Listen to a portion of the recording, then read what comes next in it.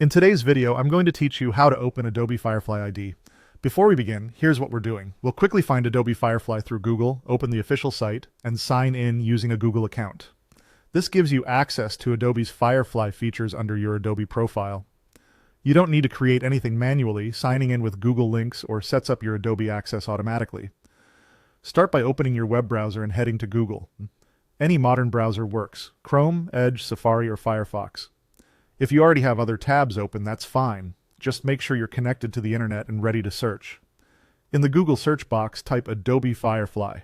Keep it simple and avoid clicking on ads or third-party sites. We want the official Adobe link so you get the safest, most up-to-date experience. If you see regional variations in the URL, that's normal. Just make sure the domain is adobe.com. From the search results, click the official Adobe Firefly website.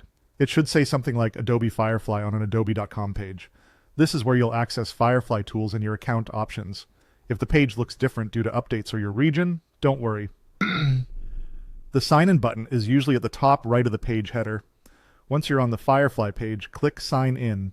This takes you to Adobe's secure login page. If you're already signed in from a previous session, Adobe may skip directly into your account. Otherwise, you'll see different sign-in options.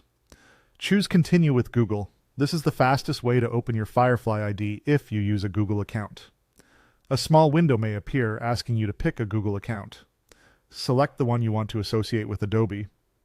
If you're not already logged into Google in your browser, you'll be asked for your Google credentials.